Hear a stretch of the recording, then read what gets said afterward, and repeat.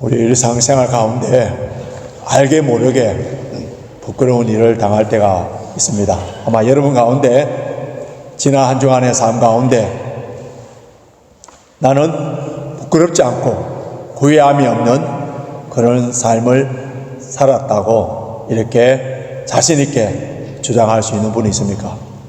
그런 분들은 잘 사셨어요. 승리하신 분들입니다.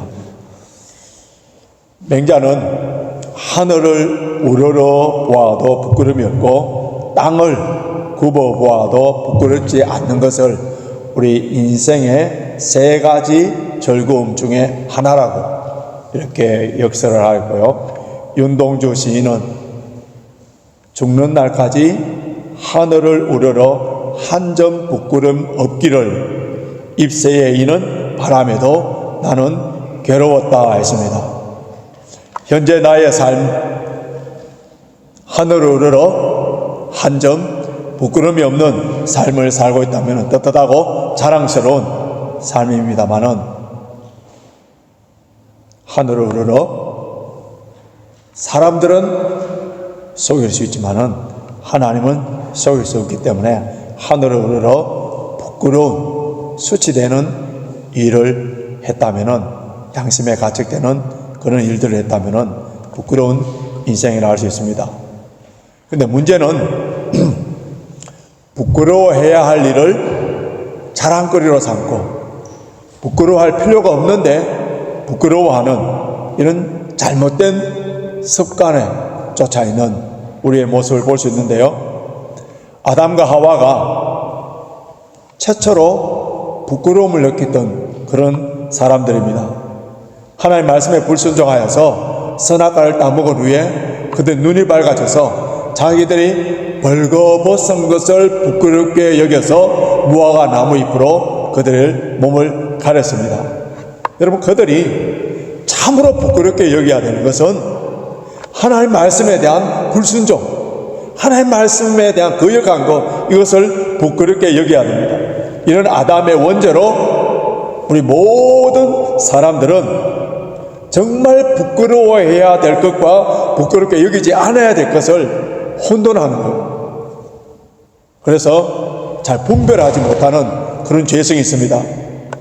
많은 사람들은 가난을 굉장히 부끄럽게 여깁니다. 그런데 정말 우리가 부끄러워해야 되는 것은 가난이 아니라 자신의 게으름이에요. 어떤 사람은 자기의 학벌이 좋지 못한 것을 부끄럽게 여기는데, 그러나 진정 부끄러워해야 되는 것은 진실하지 못하고 비굴하고 열등의식에 빠져있는 그러한 모습이고, 어떤 사람은 자기의 외모를 부끄러워하고 있습니다. 그러나 정말 부끄러워해야 되는 것은 그 외모 때문에 자신감이 없고 열등감에 빠져있고 비교의식을 가지면서 옹졸하게 비관적으로 부정적으로 사는 그 멘탈리티, 그것을 부끄러워해야 되는 거예요. 우리 그리스도인들에게 있어서는 하나님의 말씀에 순종하지 못하고 하나님을 기쁘시게 해드리지 못하고 오랫동안 신앙생활을 하면서 교회 문은 왔다 갔다 하면서 하나님의 형상대로 예수 그리스도의 성품을 담지 못하고 아직까지 어린아이 같은 수준, 이것 때문에 부끄러워해야 됩니다. 우리 그리스도인으로서 자랑해야 되는 것은 오직 예수 그리스도 십자가뿐이에요. 그 외에 모든 자랑거리는 다 헛된 자랑입니다. 저와 여러분들이 알게 모르게 예수 그리스도 십자가 외의 것들을 자랑했다면 회개해야 되는 거예요. 여러분, 사람은 무엇을 자랑하느냐 보면은 그 사람의 가치와 인간됨을 알 수가 있습니다. 사람은 가장 귀하게 여긴 것, 가치 있게 여기는 것, 가장 좋아하는 것, 가장 자기가 바라고 추구하는 것을 자랑하기 마련해요. 학자들은 자신의 지식을 자랑하고, 재벌들은 자신의 돈을 자랑하고, 연예인들은 자신의 육체적인 외모들을 자랑합니다. 그러나 이런 사람들뿐만 아니라 사실 누구나 자기 나름대로 자랑거리를 가지고 있어요. 몸자랑, 머리 자랑, 집안 자랑, 자식 자랑, 당장 이런 것이 없다 하더라도 그런 자랑거리를 만들기 위하여서 열심히 노력하기도 합니다. 그 사람의 자랑거리가 그 사람의 삶의 목적이고 추구하는 가치관이라 할 수 있습니다. 예수를 믿는 사람들은 나 같은 죄인이 영원히 지옥 갈 수밖에 없는 그러한 죄인이 하나님께서 사랑하여 주시고 하나님의 자녀로 만들어 주시고 이렇게 예배 드릴 수 있도록 해 주신 것, 그리고 영원한 천국의 소망을 두고 살 수 있도록 해 주신 그 십자가의 은혜가 최고의 자랑거리요, 우리의 영광이요, 최고의 축복으로 여겨야 되는 거예요. 선물은 받을 때 좋습니다. 공짜로 주기 때문에. 그래서 선물을 받을 때 모두 기뻐합니다. 우리 구원도 하나님의 선물로 주셨기 때문에 그 구원의 즐거움, 그 구원하신 은혜에 정말 감사하고 정말 그 가치를 아는 사람들이라면은 그 선물 때문에 기뻐하고 즐거워하고 감사하는 것이 바로 그리스도인의 삶이에요. 하나님께서는 창세전에 나를 예정하시고 선택하여 주시고 불러주셔서 하나님의 자녀로 삼아주신 이 선택에는 우리의 의지나 우리의 노력이나 우리의 선행이나 이런 것이 아니라 오직 하나님의 은혜입니다. 근데 앞에서 우리 로마서를 통해서 살펴본 것처럼 그러면은 구원받지 못한 사람들은 그것도 전적인 하나님의 책임이지 않느냐. 하나님께서 그들을 선택하여 주지 아니하시고 예정하시지 아니하시고 그래서 그들이 결국 지옥 가게 된다면은 그 사람의 책임이 아니고 하나님의 책임이지 않느냐, 이렇게 생각하는 것이 바로 운명론적인 숙명론적인 사고방식이라고 지난 주일에 제가 말씀드렸습니다. 여러분, 이슬람 교도들에게 가장 많이 사용되는 말이 있는데 그게 뭔지 아세요? 인샤알라. 모든 것이 알라의 뜻이다. 뜻이에요. 가난하여 굶어 죽어도, 약속 시간이 늦어도, 자신의 게으름과 부주의로 말미암아 사고나 불행이 당해도 다 인샤알라, 알라의 뜻이다. 이게 뭐예요? 다 자기 책에 회피해요. 이런 수동적이고 책에 회피적인 이러한 삶은요, 자기 발전이 없습니다. 다 남의 탓으로 돌리기 때문에. 그래서 자신의 한계와 자신의 그 환경을 뛰어넘지 못하는 그러한 삶을 사는 거예요. 그래서 새로운 변화와 도전이 없습니다.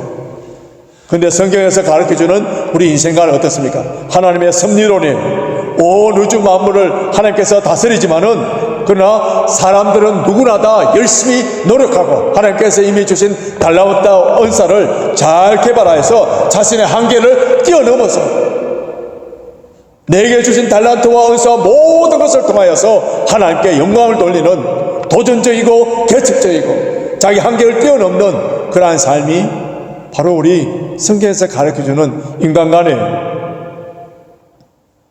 탈무드에 보면은 세 마리 개구리라는 우화가 있습니다. 개구리 세 마리가 우유통에 빠졌어요.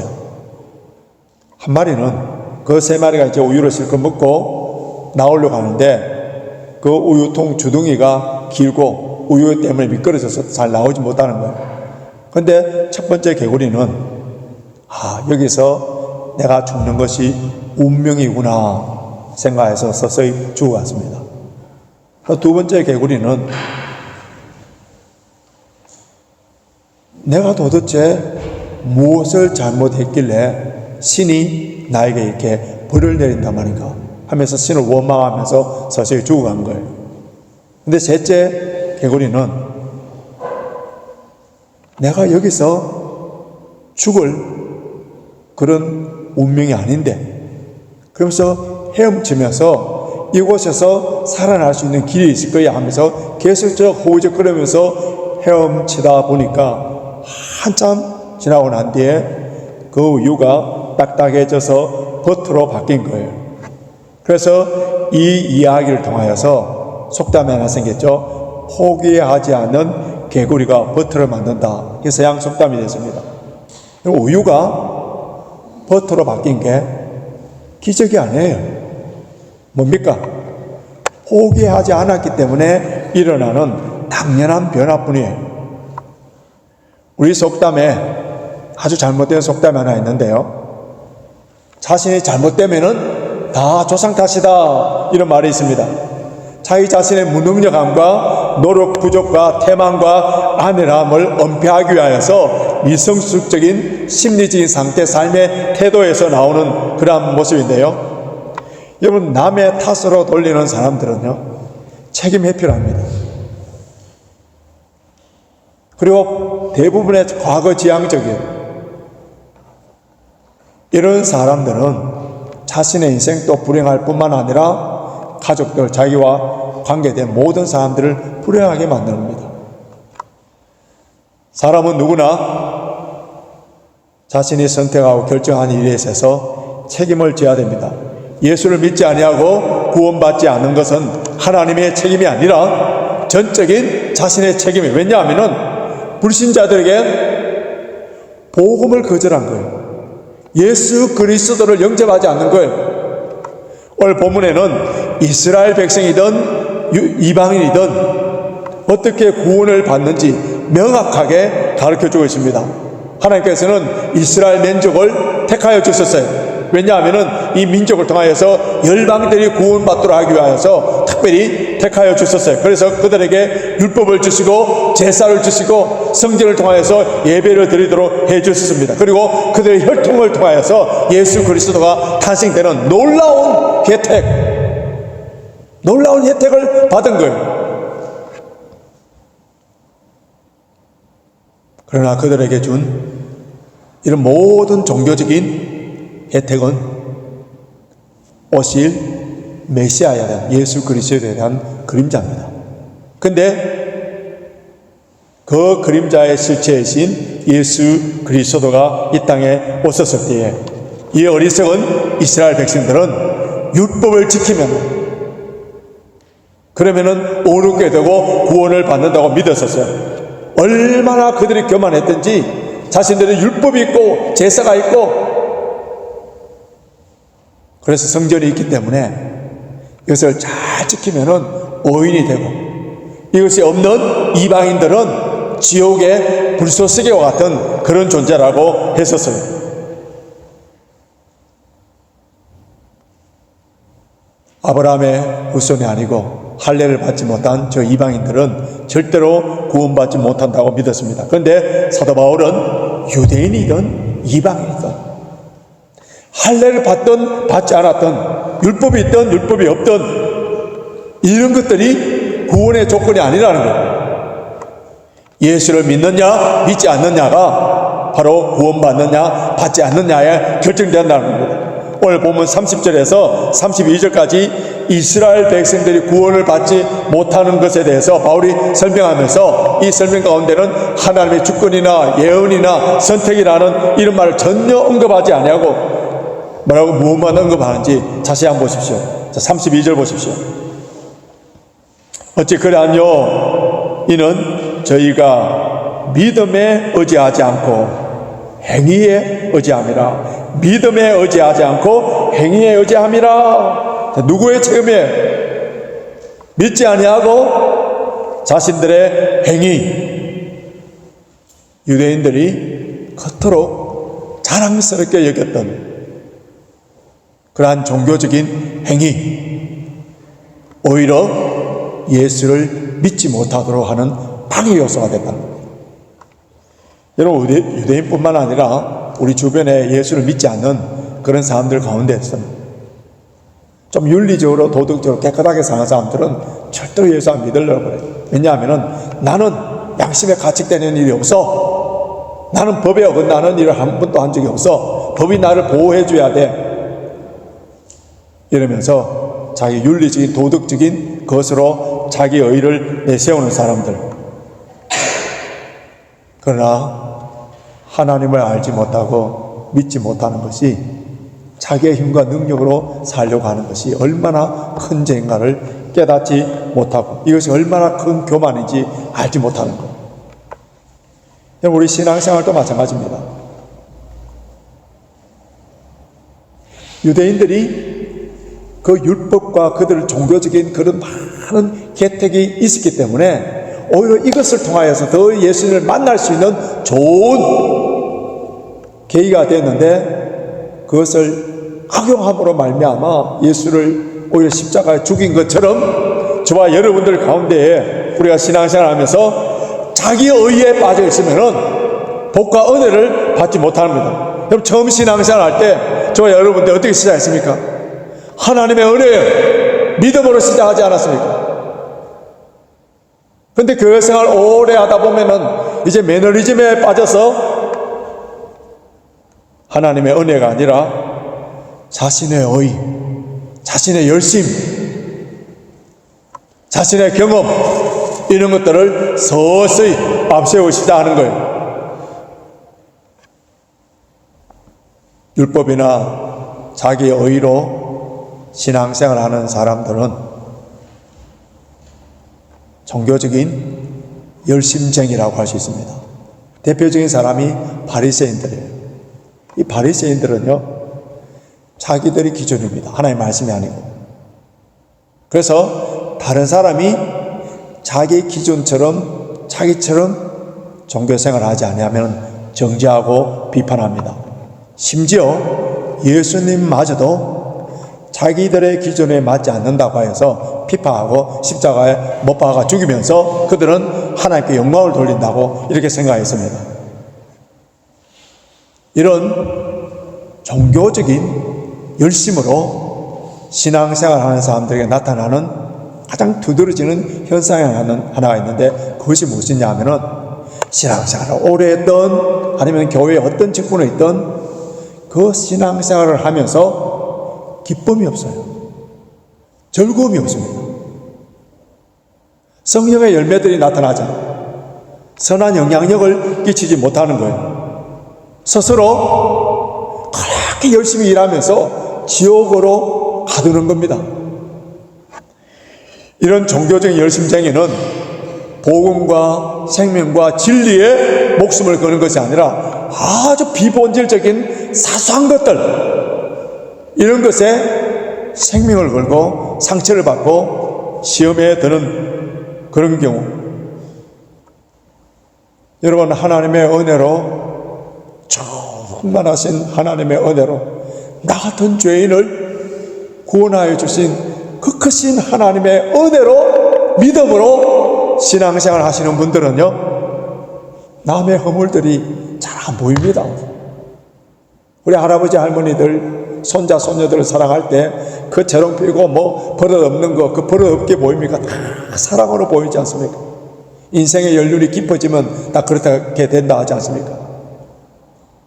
남의 정말 잘못과 허물이 보인다 하더라도 그것을 끌어안고 기도해주고 인내하며 참고 용서하면서 사는 사람이 하나님의 큰 일만 달란트 빚을 탕감받은 사람들에게 나타나는 자연적 영성에, 이걸 누가 가르쳐서 내가 뭐 돌을 닦아서 수련해서 나타나는 게 아니에요.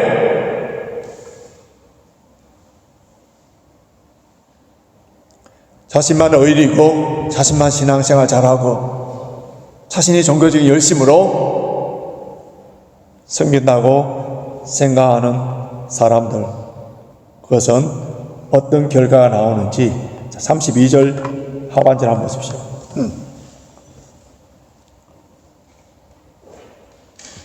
부딪힐 돌에 부딪혔느니라.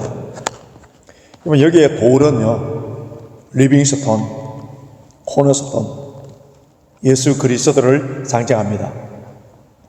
예수 그리스도가 부딪히는 돌이 됐다는 거예요. 나의 의와 나의 종교 생활을 하면은 예수님 때문에 부딪혀서 넘어진다는 겁니다. 여러분, 이 말씀이 무슨 말씀인가 아세요? 나의 의, 나의 자랑, 나의 기준, 나의 종교적인 열심으로 신앙생활을 하는 데 있어서의 가장 방해되는 세력이 누구냐면 예수님이라는 거예요. 좀 이상하지 않습니까? 내 기준, 내 방식으로 내가 왕이 되어서, 내가 주가 되어서 내 방식대로 신앙생활을 하려고 하는데 이렇게 하지 못하도록 방해하는 분이 바로 예수님이라는 거예요. 나를 미워하는 사람, 그 보지 아니하고 외면해버리고 무시해버리고 업신여기고 그렇게 살면 되는데 예수님께서는 용서하라는 거예요. 사랑하라는 거예요. 먼저 찾아가라는 거예요. 그러니까 불편한 거예요.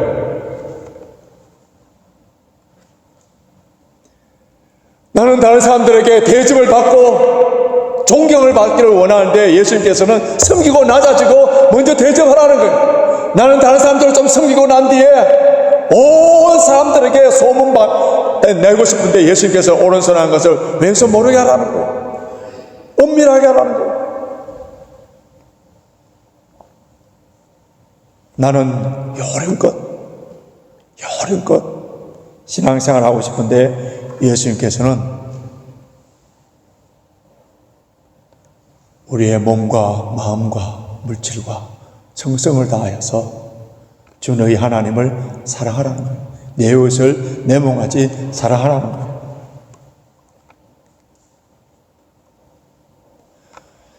서태평양에 비키니라는 섬이 있습니다. 이 섬에는 거북이들이 많이 서식하는 곳인데요. 거북이들이 바다에서 나와서 이제 육지로 이 모래로 올라올 때는 알을 깔 때입니다. 그럼 그 모래에 알을 낳고 그러고 난 뒤에 다시 바다로 들어가면 다 살 수 있습니다. 그런데 이 거북이들이 자꾸 산으로 올라가요. 자꾸 육지로 올라가요. 그럼 거기서 올라가면은 이미 다른 거북이들이 뒤로 가다미져서 죽어가고 있고 또 이미 죽어서 뼈가 있는 그곳인데도 그것을 헤집고 계속적으로 올라가는 거예요. 이 모습을 다큐멘터리를 통해서 보면은 우리 시청자들이 어떻습니까? 야, 너 돌아서 가면은 살 수 있는데 왜 그리를 가느냐? 다 안타까워. 우리가 만약 그 현장에 있으면 다 돌려주고 싶은데 근데 계속적으로 올라가는 거예요. 죽음의 길로 계속 가는 거예요. 왜 그리 가는지 아세요? 그 비키니 섬에 미국에서 수십 차례나 핵무기 실험을 했습니다. 그래서 그 있는 모든 동식물들이 방사능에 다 오염돼서 이 방향 감각을 다 잃어버린 거예요. 그럼 방향 감각을 잃어버린 거북이들이 자기 열심으로 빨리 아무리 달려가도 어디로 간다고요? 죽음의 길로 갑니다. 열심보다도 더 중요한 것이 올바른 방향이에요. 이스라엘 백성들 율법을 얼마나 철저하게 지켰습니까? 그 율법을 잘 지키기 위해서 울타리법을 만들어서 그렇게 철저하게 지켰던 그들이 삐뚤어진 종교적인 열심이 결국 예수 그리스도를 십자가에 못 박게 하듯이 우리들도 자기 의에 빠진 그 종교적인 열심이 잘못된 방향으로 가도록 만들고 결국은 자신의 영혼을 파멸시키는 거예요. 그러나 예수 그리스도를 믿는 믿음, 하나님의 은혜로 신앙생활하는 이런 사람들은 그 결과가 어떠한지 33절 보시기 바랍니다. 33절 하반절에 보시면은 저를 믿는 자는 부끄러움을 당치 아니하리라. 저를 믿는 자는 부끄러움을 당치 아니하리라. 여기 부끄러움은 이 수치는 자존심이 상하게 되는 그러한 내용이 아닙니다. 이게 말씀하는 수치는 영원한 멸망이에요. 하나님 앞에서의 심판입니다.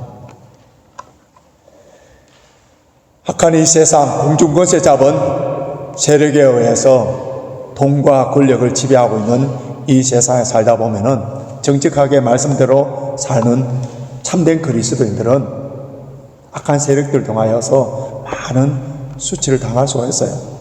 불이익을 당할 수가 있습니다. 재산상 정신적인 피해를 볼 수가 있어요. 그래서 우리 주님께서 보내시면 의를 위하여 주를 위하여 핍박을 당하고 고난을 당하고 수치를 당하는 자들 어떻다고요? 기뻐하고 즐거워하라. 하늘의 상이 큼이라. 그렇게 이야기했습니다. 예수를 적당하게 믿고 세상의 불의와 잘 타협하고 신앙의 그 회색지대에 서 있는, 그래서 고난이나 핍박이 없는 그 신앙생활 자체가 오히려 우리에게 부끄러움이에요. 우리가 또 신앙생활을 하면서 죄와 허물로 넘어짐과 이런 걸 통하여서 수치를 당할 수가 있어요. 그런데 이 세상에서 당하는 그 수치는 영원한 게 아닙니다. 그것이 숨겨지지 아니하고 드러남으로 말미암아 세상 모든 사람들에게 수치를 당함으로 말미암아 회개하고 하나님께로 돌아오는 것이, 그것이 오히려 복이에요. 다윗이 가늠죄를 범하고 살인죄를 범하였을 때 왕으로서의 수치가 없이 당당하게 지냈지만은 하나님께서 다윗을 사랑하셔서 나단 선지자를 보내서 그 모든 죄가 드러나도록 온 백성들 앞에 수치를 당했습니다. 그러나 그 부끄러움을 통하여서 다윗은 우리 조금 전에 불렀던 찬송처럼 구원의 즐거움이 회복되고 다시 하나님과의 관계가 회복되는, 이것이 복이라는 거예요. 그러나 후회하여 슬퍼하여도 소용이 없는 그런 수치가 있습니다. 최후의 심판대 앞인데요, 그때 당하는 수치는 영원한 멸망이에요.